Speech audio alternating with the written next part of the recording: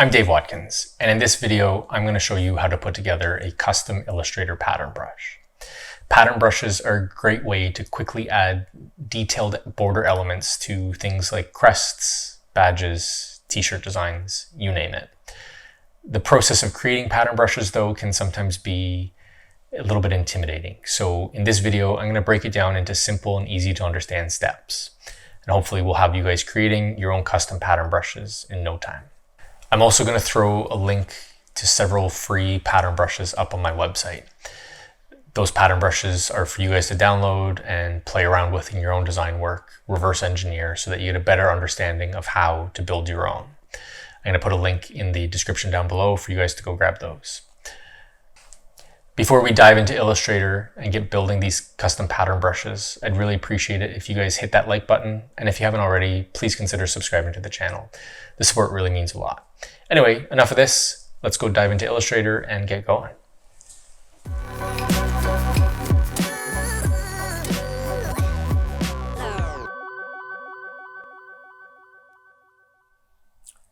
Okay, here we are in Illustrator, and we're taking a look at the basic building blocks that make up a pattern brush.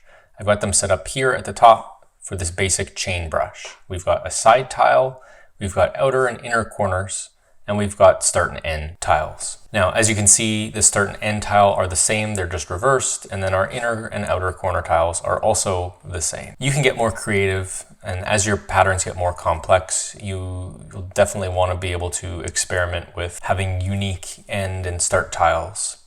But for now, these tiles will be what you would need to create a brush that would give you ends and corners, and will add to your design arsenal. So here's some examples of these brushes applied to paths. You can see when there's no corners, the brush tiles seamlessly all the way around. If you've got a path that ends up being cut at the ends, having those starting and end paths are going to allow you to have a little bit of a creative flair at the end instead of it just being an abrupt end, looking like the tile was not completed properly. Same thing with the corners. Being able to design your corners accurately is going to give you a really good look, and it will be versatile as you're designing. Lots of neat applications here for crests and badges and such when you're able to create your own pattern brush. Okay, so we've had a look at the building blocks and what we can do with pattern brush. Now it's time to build our own. So for this project, we're going to recreate this chain brush. So let's do that in a new document. Press Command-N to pull up a new document window. And I'm going to work in a very large canvas, 36 by 36 inches, just to give me a lot of room to play around. Hit Create. And now in this document, the first thing we want to do is create our first chain link. So to do that, I'm going to use the rectangle tool. M on the keyboard would have also pulled that up.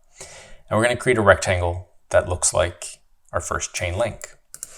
Now, by default, it's going to come up with a fill and a stroke. I want to turn the fill off and set the stroke to just plain black. Because I'm working in a large document, the stroke is going to need to be much thicker. So let's go all the way up to 60 points and find a spot that we like the look of for our chain. Maybe a little bit lighter. Maybe we'll go down to 50. And that looks good. So this rectangle here, I want to round off the corners. If you don't have a Creative Cloud version of Illustrator, if you're working in an older version, you would have wanted to use the rounded rectangle tool, click and define the corner radius ahead of time. But because I have CC, I get these corner handle widgets that allow me to round off corners. So I can visually get a sense of what my chain is going to look like using these handles. And that's a spot where I'm happy with it. Now I want to create the horizontal chain. So to do that, I'm just going to use the pen tool, and I'm going to create a line that spans from edge to edge, aligned in the middle. And I've got my smart guides on. Command U, toggle them. They help you visualize different elements inside your illustration. So here we've got this alignment happening. I'm going to click once, and then I'm going to find the same alignment, the same intersect point on the other side, and I'm going to click over there. And now this gives me a line that is the same width as my original chain link. What it doesn't do, though, is have any kind of styling. I want to have round caps on the end of this, and you can accomplish that by pressing the round cap option in your stroke palette. Now I want to cut this in half. so that when it reflects across the other side of the chain, it has a flat side on one side and a round side on the other side, and then they would line up when we start to tile this to create the chain link pattern that we're going for. If I cut this in half or shorten it though, the round cap is going to stay on both sides. So what I need to do is outline it. At this point, if you're going to outline things, make sure you're happy with the stroke weight and how heavy this is looking, because if you want to adjust that later, it will be a different process. So right now, we're going to go Object, Path, Outline Stroke. I'm then going to find the center point here and use a rectangle to create a cutting mask. So this rectangle started from the middle, and I can now use it with the Pathfinder tool to intersect and create a cut that was half of that chain link. I'm now going to slide it into position in a spot that I'm happy with the look of it. From here, I'm going to reflect across the center point of our original chain. So I'm going to select this, and then I'm going to hit O on the keyboard to pull up the reflect tool, find my center point, and option click on it. With the reflect dialog box up, make sure you're set onto the vertical axis, and then press copy. Don't press OK, because that will just reflect across. We want to reflect and copy. And now this should give you, if you've lined it up properly, an element that will tile perfectly to create a pattern like this. So that's an indication of whether it will work or not once you put it in a pattern brush. If you were off for whatever reason, if your copy was up like this and you start to drag them out, you'll see that there's a misalignment happening, and the same thing would happen in your pattern brush. So let's undo that. Before I define the pattern brush, I'm also going to outline this, just so it doesn't shift. So I'm going to go Object, Path, Outline Stroke. And now this is enough here to get started. So we can go into our Brushes palette, and we can click on this option up at the top here and press New Brush. We want to click off the Pattern Brush button down at the bottom, and we can hit OK. And this right here is going to give us an automatically generated corner tile, which for some abstract brushes will work, because this is a little bit more realistic subject matter. Some of these just look way off and we don't want to use those. So for now, let's turn that to none and then hit OK. So this pattern brush is going to be enough to work if, say, you were just working on a circle, and we're going to turn this fill off and we're going to apply this brush. And you can see that now the stroke weight can be adjusted, and we're good to go if all you were trying to do is create a pattern for objects without corners or without starting or end points. As soon as you start to get into something that ends though, you'll see that these tiles don't have anywhere to end at. They just have a abrupt ending here like so. And if you had a corner point, it would just be missing altogether. So you would end up with a gap at the corner. So let's go ahead and finish those elements now. Let's delete this. So to define the corner, what we're going to need to do is make sure that our original element here has a bounding box. The bounding box is an invisible border that spans the full width and then at least the height of the object. In this case, because our corner is going to be the multiple chain links there, we're going to need a lot more room in it. So this height is probably going to need to be adjusted. So I'm going to eyeball it here. This will take some trial and error on your side of things, and then you'll see what happens as I go on. So I'm going to turn this stroke off. The bounding box needs to be a non-filled, non-stroked object, and it needs to be sent to the back. So Command Shift square bracket left will send it to the back. Alternatively, you can have the object selected, right click on it, and then say Arrange, Send to Back. And now this needs to be applied to our main tile here. So we need to replace this tile because this tile didn't have a bounding box. So we're going to option click to replace that, hit OK, and now we're good to go with that. Now what we need to do is create a square tile. Your corner tiles always need to be square. And we need to start from the top corner here and come down to the bottom corner to match the height. So now we have a matching height square tile, and that's going to allow us to build the corner that we need to in here. So just for optical reasons, to get a guide of what happens when you come around a corner, I like to drag out my original tile. And now I know that my artwork for this corner tile needs to line up with this piece here and this piece here. So what I'll do is I'll drag out a copy of this that lines up here, and I'll drag out a copy of this. So I'm holding down Option to create that copy and Shift to constrain.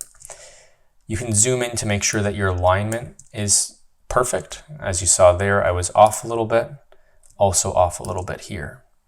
So that it needs to line up perfectly with the edges. And now you can bring in your corner object, whatever it is, and get that set up. So in this case, I just want this tile to look like the chain is continuing around the corner, and that would work. I'm not happy with exactly how this is setting up, and that's happening because the bounding box for this is a little bit too large. So if I reduce this bounding box, it's going to effectively reduce the size of the corner. So now if I redraw that square, the corner is going to be smaller and the effect is going to be different. So the spacing on my chain link will be a little bit better this way. So let's make sure we're aligned perfectly there. Bring our chain links back up and bring our corner element back in. And now this is going to look a little bit better compared to that first attempt. So now, like I said, the bounding box has changed. We need to replace this tile. So select everything you need to, and then Option and drag it in, and then hit OK. Now our corner, we can pick up all of those elements and the bounding box and do the same thing. Our outer corner tile sits here, and then hit OK. And now we can get a preview of what that looks like. So when you create a square and you apply this brush to it, and turn off our fill again, you can see that our corner tiles are working properly. They're lining up and everything sits nicely there. Now, in this case, the outer corner is actually going to match the inner corner. There's going to be instances where your artwork gets more complicated or you want to have something more custom to do an inner corner. But in this case, this exact artwork will work for our inner corner. You can see a preview of it here. One note though, my bounding box here is almost square. If, for instance, you had a pattern that was longer, it had more elements repeating, and your bounding box for this section is much different in proportion to the corner, the square corner, what's going to happen in your previews is that your corners look huge. So it doesn't look like everything is lining up nicely. But if you hit OK and apply it to strokes, the strokes themselves don't actually change. It's just the preview.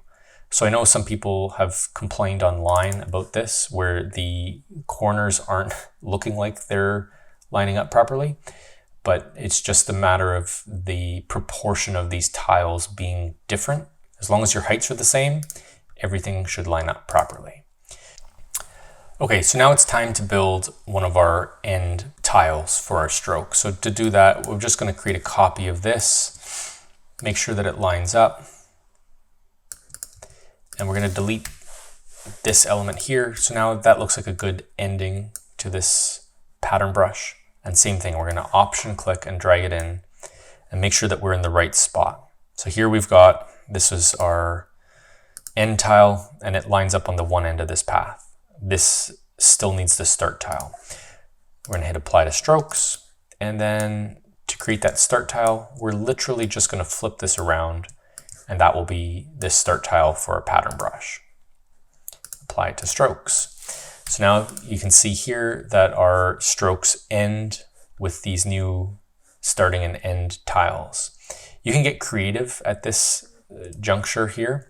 And instead of just doing a full tile, we could come in and break it so it looks like the chain is broken. So you use the Pathfinder, subtract this, and then use the pen tool and draw in a couple shards of metal like the chain had been broken. So you don't always have to have matching starting and ending tiles. You can get creative with it. and see how it applies to your project. So I put that in the wrong tile, so you can just cancel that and make sure I get it in the right spot, and then hit OK.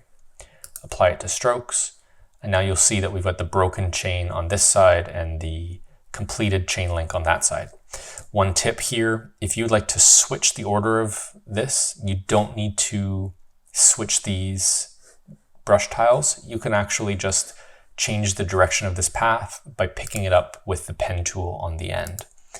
So not that end, on this end, pardon me. If you click on it, it just swaps it back and forth. So same thing, you can switch it from side to side and then deselect when you're done. You're not actually changing the path, you're just changing the direction. So you end up with a start or end point on the opposite sides.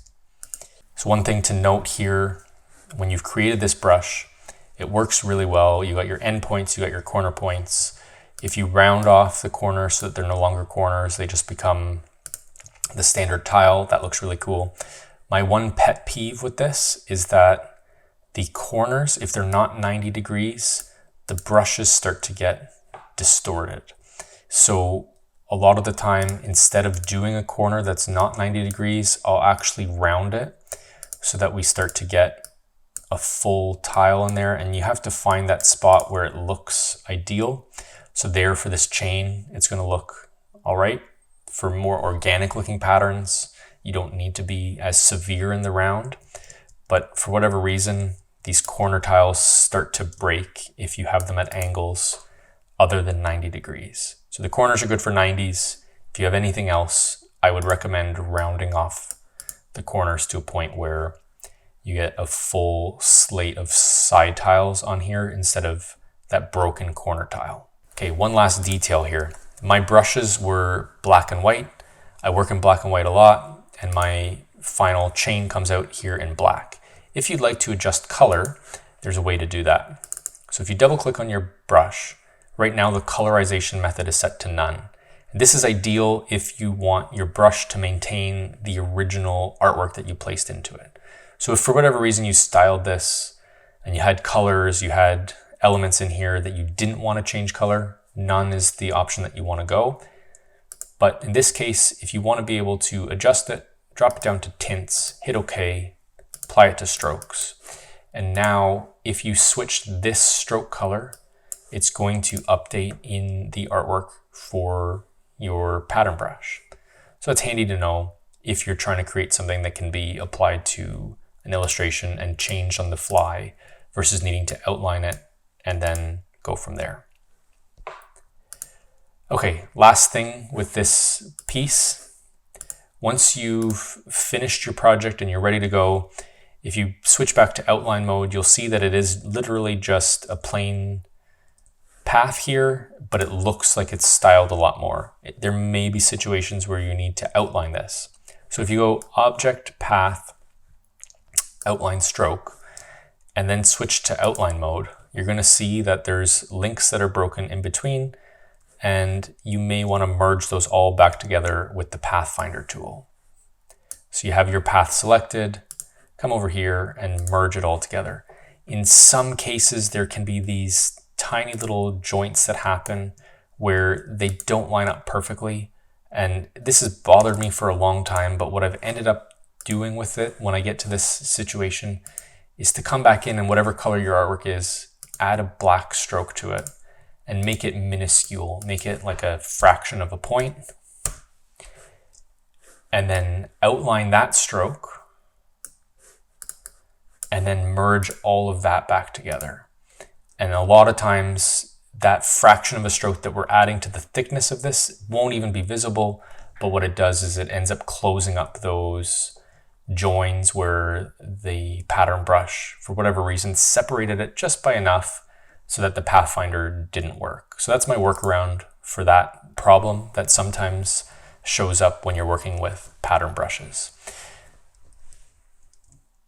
Okay, even though I kept saying one last thing, I promise these are the last 2 points that I'm going to make about pattern brushes. If you have a pattern brush and it gets to that time when you're going to outline it, and you pick up the path and you go Object, Path, Outline Stroke, you may end up finding these bounding boxes are appearing in the outlined artwork. And that can cause problems when you pick things up and try to merge them back together with the Pathfinder, because even though the bounding box was invisible, it will merge back in and match the color of the rest of your stroke. So what's happened here is your original bounding box when you were creating your artwork was not sent to back. Sometimes I've even ended up having a double bounding box where there is a bounding box and it is in the back, but there's an actual second bounding box overlaid on top of it. And then it ends up becoming part of the artwork and it gets tiled and outlined when you get to this point in your project. So make sure that you've only got one bounding box and make sure that it is properly sent to back and is not sitting in front of any of the artwork inside of your brush.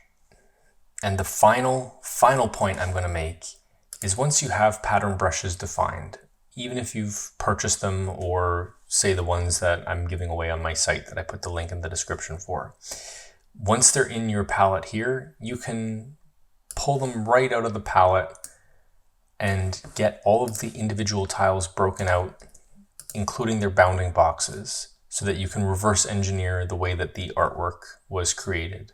You can troubleshoot an issue, say one of the tiles needs to be corrected. You could fix this tile now that you've pulled it out, and then drop it back in the way that I showed you in the tutorial earlier. So just a handy way to be able to get all of the building blocks out of this palette and be able to work on them, reverse engineer them this way. So that's it for the tutorial today. Hopefully this will give you a solid understanding of how to build pattern brushes, and you'll be off to the races creating your own and using them in your design arsenal. Thanks for checking the video out, and hopefully we'll see you in the next one.